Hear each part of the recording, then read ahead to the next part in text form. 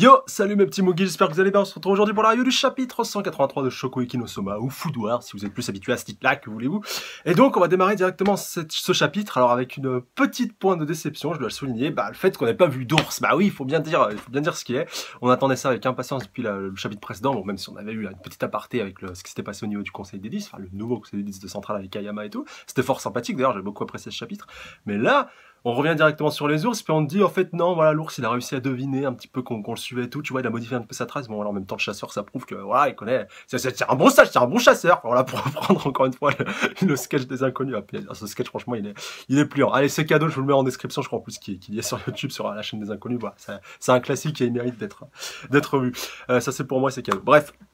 En tout cas, par rapport justement à tout ça, par rapport à cette chasse à l'ours qui aurait été un peu infructueuse, même il lui dira, le chasseur un peu après, voilà, désolé, j'aurais bien aimé te choper l'ours, j'aurais bien aimé te le couper en tranches et tout, histoire que tu vois ça pour te montrer, mais non, je pourrais pas, donc voilà, désolé, tu vas devoir faire ton ours, mon cher Thomas, hein. Non, je déconne, il ne dit pas comme ça, mais ça c'est le vieux cliché, mais dégueulasse, franchement, excusez-moi s'il y a des chasseurs qui regardent ma review, voilà, c'est sûrement peut-être que ça existe, qui sait, enfin, Gonzalo, à mon avis, il doit en avoir, mais moi, ça doit être un petit peu plus restreint, mais en tout cas, voilà, ça fait, ça devait se faire plaisir. Et donc, Soma, finalement, il a trouvé un petit peu ce qu'il cherchait avec la neige, tout ça, enfin, avec sa petite idée. Enfin, on va voir un petit peu plus en détail après, voilà, comment ça s'est matérialisé. Alors, justement, maintenant, j'ai un doute, enfin, parce que c'est vrai qu'il y avait la branche, avec la petite neige, la petite couche de neige dessus. Il y a eu l'idée que Soma, justement, a développé un petit peu après avec le dit ingrédient. Donc, voilà, ça, je sais, j'y reviendrai un petit peu après. Mais peut-être que c'est pas directement lié à la branche, et que ça, c'est peut-être un atout qu'il garde dans sa manche, et que du coup, il se servira directement de genre du Shokugi, parce qu'on a vu toute sa préparation. Même Ayama, on a vu sa carte maîtresse, enfin, en tout cas, une de ses cartes maîtresses, parce qu'on doute qu'il en a plusieurs à disposition, avec tous les épices dont il dispose. Et justement, voilà, pour moi, pour reprendre un petit peu, bon là, je suis désolé, je fais un petit peu un switch vers la fin, mais il faut quand même que j'en parle. Pour moi, on a vu une partie des armes des deux, donc de Soma et Ayama, mais ils vont être encore plus forts avec quelque chose d'encore plus ouf et encore plus puissant. Soit ils vont garder leur idée de base, en tout cas avec leurs deux ingrédients vraiment phares et vraiment clés par rapport à Shokugeki là, même si Ayama a déjà l'avantage par rapport à Soma, mais Ayama il n'est pas bête et Soma non plus. Soma il va s'efforcer de trouver quelque chose de nouveau, alors est-ce qu'il va arriver à le coupler avec le premier ou est-ce qu'il va remplacer le premier par un nouveau encore plus puissant, encore plus cheaté, on verra bien. Et Ayama, lui, à mon avis, il va toujours vouloir aller dans l'excellence. Il a encore une fois plusieurs cordes à son arc, donc il ajoutera encore quelque chose, une petite couche supplémentaire de plus par rapport à ce qu'il a préparé déjà à l'heure actuelle et que Soma a déjà vu. Enfin, même s'il a déjà l'avantage, Ayama, c'est quelqu'un de prudent et de prévenant, et il fera tout vraiment pour gagner Shokugeki. Et du coup, je suis pratiquement certain qu'il prévoira quelque chose d'un petit peu plus costaud, d'un petit peu plus corsé, n'est-ce pas? Donc quand même, avant d'arriver là, parce que quand même ça prend une bonne partie du chapitre, on va quand même rester un petit moment sur Soma, et puis le chasseur, et puis Kuga, donc Kuga est toujours un petit peu en train de se léger. Et pour ceux qui l'avaient pas remarqué, on a eu un petit hommage à Koshikame, donc voilà, le manga un petit peu légendaire qui s'est terminé cette semaine, donc après plus de 200 tomes, après 40 ans de publication, donc voilà, vous avez bien vu, je pense que tous les auteurs de Jump ont essayé de lui rendre hommage, en tout cas tous les plus anciens, parce que c'est ce qui me semble que dans My Hero, on n'a pas eu d'hommage. Bon, après, voilà, on peut comprendre, c'est vrai que c'est un petit peu compliqué de glisser un hommage, surtout quand tu es dans un arc voilà, dans My Hero, voilà, ça castagne pas mal en ce moment, donc ça aurait pu être un petit peu plus compliqué, même si on l'a vu qu'à la fois pour Toriko et puis aussi pour Shokugeki, là ils l'ont placé la petite référence, donc avec le mono sourcil bien entendu du personnage principal, même si là en plus on a eu le sourire en coin et puis la mimique justement du personnage qui a été fait par le chasseur, au final ils ont quand même réussi à le placer, donc je me suis dit peut-être voilà, que chaque auteur avait envie de placer cette petite référence là, avec donc un personnage à un moment donné qui fait peut-être une référence ou peut-être une petite allusion un peu coquinou pervers, parce que le personnage principal, si je ne dis pas de bêtises, il est un peu sur ces penchants là, et du coup peux faire une petite allusion comme ça sur une petite case et justement mettre ce mono sourcil en guise d'hommage. Enfin voilà, en tout cas ça fait super plaisir. Et puis voilà, après pour ceux qui se posent la question, voilà, pour ceux qui ont lu One Piece aussi, je l'ai pas cité, bien sûr que Oda a fait une référence, même si lui, même pour Naruto en plus il avait fait pareil, il l'a pas mis directement dans le chapitre, mais il l'a mis sur la page de couverture avec un SBS. Mais bon, l'hommage est tout à fait convenable. Voilà, faut pas commencer à crier au scandale, même si Oda il a été plus malin que les autres vu qu'il l'a pas directement immiscé et incrusté dans son manga, mais directement dans l'intrigue même du chapitre du jour, même si ça aurait été un peu compliqué sans spoiler, avec les chapitres actuels. Voilà, je vais pas trop rentrer dans les détails, sinon ça sera du gros spoil. Ben voilà. Et donc pour reprendre, comme je vous disais, cette review, histoire que je parte pas trop loin, on va le voir donc un petit peu après avec Soma.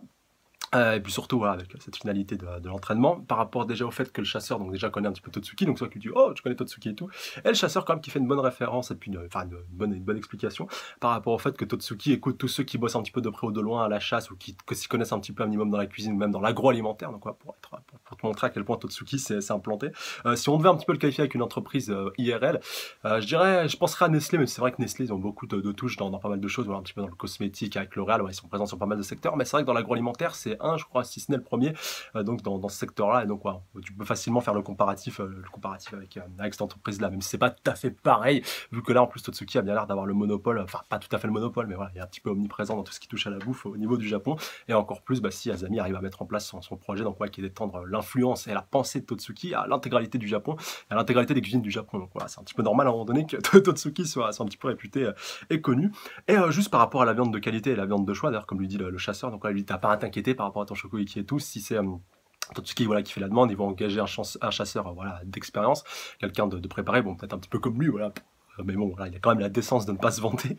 par rapport au fait que voilà, ils auront vraiment un ours de premier choix avec une qualité de viande vraiment irréprochable, impeccable, voilà, pile poil tout ce qu'il faut, même par rapport à la saison et puis la préparation justement de l'ours, par rapport à la période où il a été capturé, ce qu'il a mangé, ce qu'il a consommé, voilà, même par rapport à la période d'hibernation, j'ai beaucoup aimé cette petite référence là, par rapport au fait que le gras justement est meilleur durant cette période là, parce que l'ours en fait il bouffe avant d'aller hiberner, du coup voilà, il fait un petit peu ses réserves, et c'est à ce moment là justement que la viande est la meilleure et de la plus haute qualité, et je crois justement que ça peut correspondre un petit peu à ce qu'on a actuellement, vu qu'il neige justement je crois au Hokkaido, donc voilà, c'est peut-être justement un peu de temps avant la période d'hibernation, c'est vrai que d'habitude ils hibernent avant l'hiver, mais bon, encore une fois, on verra bien un petit peu plus ça en détail par la suite, et voilà, de toute façon il n'y a pas de souci à avoir par rapport à ça, ils auront de la viande d'ours de premier choix, et quand même le chasseur qui a eu la bonne référence, et j'espère justement qu'on le reverra, parce qu'il était quand même cool, même si on l'a vu que 2 secondes, quelque part, j'aimerais bien, voilà, comme il le dit, de toute façon, qui fournira ce en viande, si jamais il arrive de lui en manquer durant sa préparation, tac, un petit coup de téléphone, et puis je te ramène la viande d'ours qu'il te faut. Mais c'est vrai qu'encore une fois, bah, le gros regret qu'on aura, c'est qu'on n'aura pas vu Soma donc observer l'ours dans son habitat naturel, même s'il aura réussi un petit peu à le comprendre, de par ses déplacements, de par les explications des chasseurs, par rapport au fait qu'il a anticipé, c'est-à-dire qu'il ne soit pas arrêté, voilà, pour un petit peu pour se restaurer, pour manger un petit peu, il a continué de tracer sa route, vu qu'il sentait un peu qu'il était suivi, et surtout qu'un ours, voilà, même si ça a des gros muscles et tout, et si c'est, enfin, de toute façon, c'est en même temps, c'est le plus gros carnivore terrestre, que voilà, tu peux, un petit peu le cliché de l'ours en train, avec son pot de miel et tout, un peu à la mode, un peu à la mode Balou, voilà, dans le livre de la jungle, ou d'autres, voilà, ou Franklin, ou Martin dans Franklin, voilà, pour ceux qui ont plus d'autres références, que là, voilà, l'ours, en l'occurrence, il est loin d'être bête, il est loin d'être simplet, voilà, et que, du coup, bah, il a réussi à parfaitement anticiper les mouvements de ceux qui le poursuivaient, de ceux qui le traquaient, même si c'est vrai qu'on aurait eu un chasseur expérimenté, bah, il serait pas fait gauler, et puis, voilà, on aurait eu un ours mort, ça aurait été un peu dégueulasse. Enfin voilà, comme temps pour voir ça. Mais en même temps, parce que ouais, maintenant que j'y pense, c'est vrai que s'ils avaient réussi à trouver l'ours, bah chasseur, en même temps, le chasseur il est pas là pour rigoler, donc il l'aurait quand même buté. Donc peut-être pour éviter de heurter la sensibilité des plus jeunes, ou ouais, d'éviter d'avoir un petit peu mauvaise presse, parce que c'est vrai que ça passe pas très bien, surtout que l'ours malgré tout est une espèce un petit peu en voie d'extinction et en voie de disparition. Donc ouais, encore une fois, on va pas trop rentrer dans les débats par rapport à ça, par rapport aux véganes et tout, surtout quoi, je sais que c'est un peu hoche en ce moment, voilà, quand je suis un petit peu différents vidéastes, donc ouais, je vais pas commencer à rentrer sur ce débat là, mais de toute façon, nul doute, et ça, de toute façon, j'ai pas peur de le dire, j'aimerais beaucoup goûter la viande d'ours, parce que je pense que ça doit être quand même super bon, même si encore une fois, il faut pas trop chasser, voilà, les ours, même par rapport à tout ce qui touche à ça, et qu'il ne faut pas chasser surtout les espèces en voie d'extinction. Donc si je peux m'en passer, et si voilà, je peux éviter encore une fois de consommer de la viande d'ours, bah pourquoi pas, voilà, surtout pour les espèces en voie d'extinction, faut pas déconner non plus. Et donc par la suite, bon, on va retourner directement du côté de Totsuki, voilà, avec Soma qui retourne directement au fourneau. Et c'est vrai qu'après, petite relecture du chapitre, voilà, parce que j'aime bien le faire ça un petit peu en parallèle de la review pour être le plus concis et c'est complet possible. Et c'est vrai que Kuga, donc en plus, le précise par rapport à l'ingrédient donc phare que Soma a trouvé dans la forêt. Donc peut-être qu'il a eu une première idée par rapport à la branche. Je sais pas, je pense quand même que Soma a peut-être encore une petite idée derrière la tête. Peut-être qu'elle va lui arriver un petit peu plus tard, qui sait, pourquoi pas, peut-être avec un petit peu de recul par rapport à son voyage, il va trouver une autre idée. Mais en tout cas, voilà, la principale idée qu'il a trouvée pour l'instant, c'est l'omija, donc voilà, cette petite plante, si je dis pas de bêtises. Alors attendez, là je crois que justement j'ai la référence dans le chapitre. Donc ouais, oui, c'est une baie, autant pour moi, n'importe quoi. Qui est délicieuse, qui se trouve en Asie et qui a la particularité d'avoir les 5 saveurs. Alors je vais essayer d'être le plus complet possible vu qu'on l'a eu à un moment donné. Voilà, avec donc qui a la saveur de l'acide, donc une saveur assez acide, donc assez piquante, enfin assez amère, parce que c'est vrai que ouais, acide et amer c'est directement lié. Bon après voilà, perso j'aime beaucoup la saveur acide, enfin surtout avec les fruits, voilà. Après sucré, donc ouais, épicé et puis salé, donc ouais, qui sont les trois on va dire les plus communes. Et donc voilà, bah en plus elle a amer et du coup punaise, donc c'est tout le temps le mot amer et acide, oui bien sûr. Et du coup bah je me demande quel goût ça pourrait avoir, parce que voilà, pour avoir ces 5 saveurs là, ça doit quand même, enfin imaginez-vous de goûter ça, quand même, ça doit être assez space à goûter. Mais en tout cas bah il a pensé que c'était la meilleure, le meilleur ingrédient qui pourrait justement marier avec avec la viande d'ours, pour un petit peu cacher, enfin pas cacher, mais plutôt, c'est vrai que c'est pas caché, parce que c'est vrai qu'il a changé d'optique depuis déjà quelques chapitres, et heureusement d'ailleurs c'est ça qui l'a conduit à faire ce voyage pour en apprendre un petit peu plus sur les ours, et que justement bah voilà, maintenant il veut plus pas comprimer, compacter, se débarrasser de l'odeur de l'ours, mais plutôt la faire sienne, la marier justement comme Ayama va le montrer de très belle manière à la fin du chapitre, avec ses différents épices. Et du coup, bah voilà, Soma a envie de trouver sa petite formule, sa petite recette pour pouvoir exploiter au mieux cette saveur de la viande d'ours. Et au final, ça ne sera même plus un problème quand on le verra un petit peu après. Après, tout dépend de ce que Soma rajoutera par la suite, vu que je pense pas que son plat va stagner là-dessus, même si on voit que ça a quand même déclenché un fou de gasme à Kuga et même à ses collègues. Mais bon, voilà, comme l'on dit, les petits sbires de notre cher Kuga, voilà, même Ayama, en toute franchise et en toute honnêteté,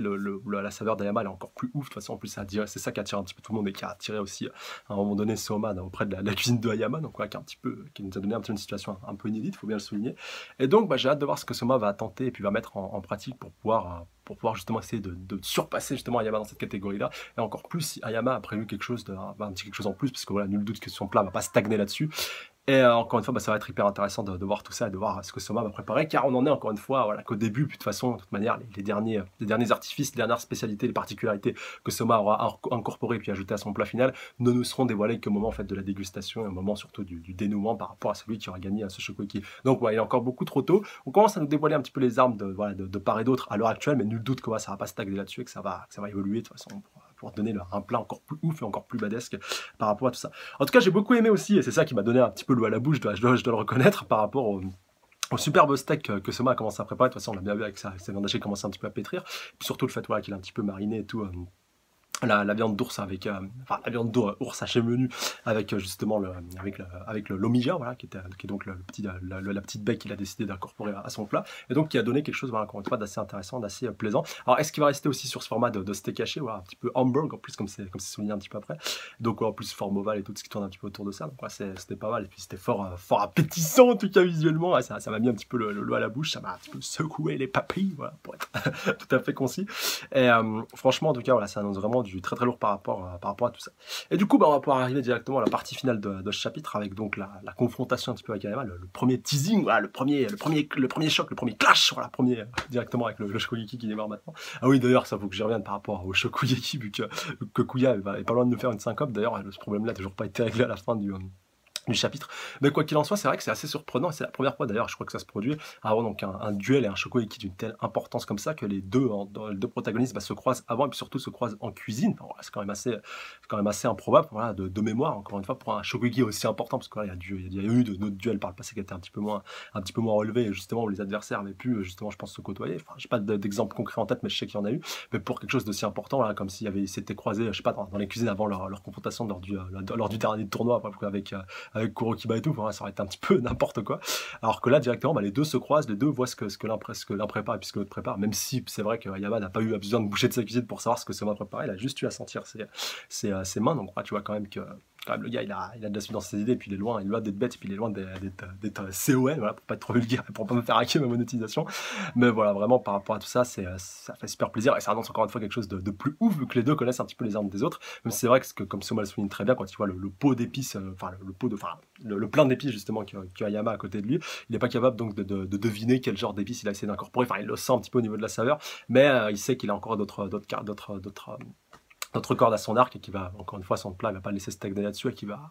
tout faire pour l'efforcer de devenir encore meilleur. Mais au moins, c'est bien parce que Soma a conscience déjà qu'à l'état actuel des choses, même avec la petite trouvaille qu'il a fait, bon, en même temps, c'est un petit peu normal parce que Soma vient, encore une fois, de tester un petit peu ses expérimentations. Alors que Ayama, lui, a déjà bossé un petit peu plus en amont. Enfin, voilà, je veux dire, il n'a pas eu besoin de bouger. Il a un petit peu plus d'expérience aussi, voilà, par rapport à tout ce qui touche à Central, même de manière générale. Enfin, voilà, il n'a pas stagné comme Soma dernièrement, même si Soma non plus n'a pas stagné. Mais voilà, faut bien mettre tout ça en évidence. Mais au moins, voilà, c'est une bonne chose pour moi qu'ils soient croisés un petit peu avant, même si certains peuvent trouver que ah ouais c'est dommage et tout qu'ils dévoilent un petit peu leurs cartouches et leurs atouts à ce moment-là, mais rassurez-vous, ce sera pas leurs seuls atouts et puis leurs seules qualités qui vont faire promouvoir directement dans leur Shokugeki. Il y aura beaucoup d'autres choses aussi qui seront évoquées, et vraiment c'est un très bon point pour Soma qu'il ait conscience à ce moment précis que déjà il est déjà en retard par rapport à Ayama, et du coup ça va tout faire pour qu'il s'efforce vraiment de sortir un plat qui tue, voire même le meilleur plat qu'il ait jamais préparé, ouais, de manière globale. Oui, j'ose le dire, voilà, c'est à ce point-là. Et un petit point aussi à souligner, c'est vrai que celui-là, je suis pas trop revenu là-dessus, mais par rapport à l'idée justement de l'Omidja, elle lui est venue directement après, que justement, quand ils avaient leur cours avec Irina, voilà, qui était assez éprouvant, et bah, il y avait Isako, si je dis pas de bêtises, donc ouais, qui leur apportait donc des petites infusions voilà, de thé chinoise avec de l'Omidja, et justement qui avait plusieurs particularités voilà, qui leur permettaient voilà, de se régénérer, et du coup un petit peu de compenser toutes ces fatigues, même par rapport aux maladies, tout ce qui tourne un petit peu autour de ça. Et c'est là justement que lui est venue cette idée, et même Kuga le souligne, ouais, prendre quelque chose voilà, qui à la base est destiné à la médecine traditionnelle, et puis t'en servir en tant qu'épice, ouais, c'était quelque chose d'assez fut-fut. Et là, je voulais revenir sur un passage justement du chapitre, donc c'est avant le twist avec, enfin le twist de chapitre avec l'arrivée justement des sbires de Kuga par rapport à ce qu'a fait Ayama. Et Soma surtout qui déclare: ce qu'il me reste à faire, c'est de trouver un moyen de rehausser la succulence de la chair de l'ours. Bah, quelque part, il en est toujours à cette étape-là. Et du coup, si tout va bien, je pense que je devrais être en mesure de pouvoir vaincre même Ayama. Donc ça, voilà, on sait que c'est devenu totalement obsolète par rapport à ça, en tout cas par rapport à sa préparation. Mais il faut qu'il reste sur cette même dynamique-là et que justement, il trouve le moyen, encore une fois, de compléter un petit peu son plan. On va dire que par rapport à la préparation, allez, il doit être à du 25-30%. Je dirais pas tout à fait 50%, parce que c'est vrai qu'on peut être amené à penser ça, mais je pense qu'il va encore ajouter pas mal de choses pour que son plat puisse surpasser celui d'Ayama. Ayama, par contre, je le vois plus proche des 50% que Soma, en tout cas à l'heure actuelle. Si c'est bien Soma à la fin de ce Shogoeki qui remportera le duel. Après, encore une fois, on verra bien. Et puis tout ça, à prendre avec des pincettes, bien entendu. Voilà. Nul doute qu'ils vont nous sortir pas mal de choses qu'on n'a pas encore prévues, ni même anticipées, loin de là même. Et c'est vrai qu'aussi j'aurais pu insister sur ce point-là, mais par rapport à l'atout justement de Ayama, donc avec les épices cajun, donc ouais, qui sont un petit peu, je pense, une multitude d'épices, donc ouais, qui ont leur étymologie qui revient un petit peu du français, donc ouais, avec tout ce qui est lié un petit peu à la Nouvelle-Orléans. De toute façon, je pense que vous l'avez vu directement dans le chapitre avec les petites notes. Donc ouais, ça fait pas mal plaisir, et c'est une petite référence des fois à la France, ça fait toujours plaisir, même si voilà, dans Shokugeki, et puis par rapport à la gastronomie, forcément, t'es obligé d'avoir des petites références françaises, voilà, que ce soit par rapport au bœuf bourguignon, par rapport à pas mal de plats. Et en tout cas, si, bon, même si j'espère que ça se produira pas, même si Ayama, voilà, de toute façon, on a déjà, on va dire un petit peu comment on pourrait qualifier ça, notre honneur et puis notre fierté est présente, vu que c'est un des plus grands chefs, et en tout cas, voilà, un membre du Conseil des 10 quand même qui se sert de la cuisine française, même si Tsukasa est aussi tout à fait capable. Mais en tout cas, voilà, ça fait plaisir de voir que dans un Shokugeki pardon, pareil, et d'une telle intensité, on aura voilà, une petite pointe française. Bon là, c'est un petit peu le côté chauvin et le côté un peu trop fier qui parle, mais en tout cas, ça fait plaisir qu'on ait cette petite référence à cette petite anecdote en tout cas par rapport à la France. En tout cas, en plus, on sait que les Japonais ils aiment pas mal, enfin ils aiment beaucoup les Français, tout ce qui touche un petit peu à notre culture, même si voilà, pas tout non plus, mais en tout cas, on sait que notre culture, elle est un petit peu liée elle est un petit peu liée à la nôtre, enfin un petit peu, voilà, en ce moment, avec les échanges un petit peu franco-japonais. Et ça, en tout cas, bah, ça fait pas mal plaisir, et ça fait toujours plaisir d'avoir une petite référence de ce style. Et donc, pour terminer cette review, on est obligé d'arriver sur le point assez comique quoi, de chapitre C avec Kuga, donc qui dit à Soma: allez, va lui dire que tu veux le défier de Shokugeki, allez, vas-y. Alors que Soma n'est pas du tout sur cette dynamique-là, elle lui dit donc ouais, donc voilà, qu'est-ce qui t'a amené tout simplement à rejoindre Central, voilà, pourquoi t'es, même maintenant que t'as voulu un petit peu ce que tu voulais, intégrer le conseil des 10, pourquoi t'es aussi morose, pourquoi tu tires la gueule. C'est vrai d'ailleurs qu'Ayama était un petit peu plus souriant, il était un petit peu plus hypant, même si maintenant il est toujours aussi balèze et aussi fort, mais tu vois, qui tire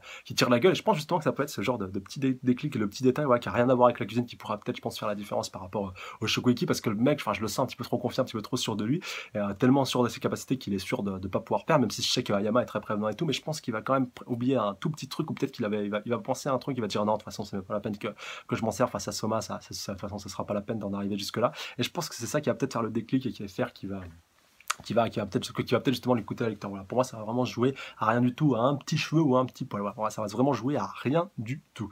Et comme on le voit donc un petit peu après, bah voilà, après, tu vois, avec les questions fatidiques de Soma, donc il lui de toute façon, est-ce que tu n'adhères pas aux idéaux de toute façon de Nakiri Sensei, donc quoi, de Azami, par rapport à tout ce qui est autour de ça. Enfin voilà, pourquoi t'es comme ça? C'est parce que tu n'adhères pas à ses propos, mais tu fais quand même partie de Centrale. Enfin voilà, c'est quoi tout simplement le problème par rapport à ça? Et donc il lui dit tout simplement que c'est à cause de June. Donc voilà, pour petite piqûre de rappel, c'est celle qui était directement liée avec lui. D'ailleurs, je crois qu'à la base, c'est lui qui était son assistant, vu qu'elle est un petit peu plus vieille que lui. Et c'est vrai que June, on l'a pas revu vraiment depuis pas mal de temps, à tel point que je me rappelle même plus la dernière fois qu'on l'avait vu. Et du coup, bah, bon, vu qu'elle est plus avec Ayama, puis qu'elle fait pas partie de Central, parce que je crois pas que ça non plus ça collait avec ses idéaux, pardon. Donc voilà, directement, bah, tu te poses pas mal de questions par rapport à Ayama, par rapport à ses motivations, et c'est peut-être justement ce fait-là, le fait qu'il n'est plus à ses côtés, qui fait que directement, voilà, c'est beaucoup plus compliqué pour lui, et que voilà, il a perdu un petit peu peut-être sa joie de vivre, et puis ça y pense, enfin voilà, parce que c'est vrai que beaucoup voyaient ce couple déjà fait, donc de Ayama et puis de Jun. Après, ouais, il a pu se passer beaucoup de choses, et comme il y a pu y avoir donc une confrontation au niveau des idéaux et tout, et puis le fait que Yama n'ait reculé devant rien pour pouvoir intégrer le Conseil des 10, voilà, quitte à rejoindre Central, ou peut-être qu'il est arrivé quelque chose à Jun et que ça a été le moyen de pression pour faire venir Yama pour grossir les rôles de Central. Enfin, je sais pas, encore une fois, il peut y avoir beaucoup de possibilités par rapport à ça. Faudra voir ça dans le détail lors du Shokoiki, où je pense que tout ça va un peu va éclater, puis va se régler. Mais de toute façon, on termine avec ce climax à la fin de ce chapitre, avec cette déclaration, en tout cas, un petit peu choc de Hayama, mais au moins il s'en cache pas, et puis là, donc directement, il crève l'abcès par rapport à ça. Donc je pense peut-être que voilà, si c'était plus compliqué que ça, il n'en aurait pas directement parlé. Après, peut-être que voilà, il peut évoquer sans trop rentrer dans les détails. Mais voilà, j'espère en tout cas on aura des explications, soit dans le chapitre prochain, soit directement au cours du Shokoiki. On verra bien. De toute façon, ça arrivera à un moment donné. Et nul doute que ça aussi aura une influence, mais considérable ou pas, faudra voir, mais je pense quand même considérable à un moment donné pour ce Shokoiki et peut-être pour la potentielle victoire de Soma à la fin de tout ça. Et c'est vrai qu'il faut quand même aussi régler cette question, vu que ça n'a toujours pas été fait à la fin du chapitre aussi. Même Kuga lui dit allez, Soma, il faut que tu y ailles. Donc pour défier. Ayama en Shokoiki, mais c'est vrai qu'encore une fois, reste la question de qu'est-ce que Soma va mettre en jeu pour mettre un petit peu la place du Conseil des 10 de Ayama en jeu pour que Soma directement puisse intégrer le Conseil des 10, même si je sais même pas si Soma sera pour intégrer le Conseil des 10 comme ça, vu qu'il a pas du tout envie de faire partie de Central. Enfin, moi je vois bien Soma gagner le Shokoiki, enfin le défier en Shokoiki, certes, le battre, mais pas décider de pas intégrer Central, de pas intégrer le Conseil des 10 maintenant, parce qu'il n'est pas du tout d'accord avec les idéaux de Central. Enfin, ouais, les idéaux de Central. Enfin, bon, franchement, je le vois bien, je vois bien la scène, je vois bien faire ça, ça serait pas mal. En tout cas, on verra bien.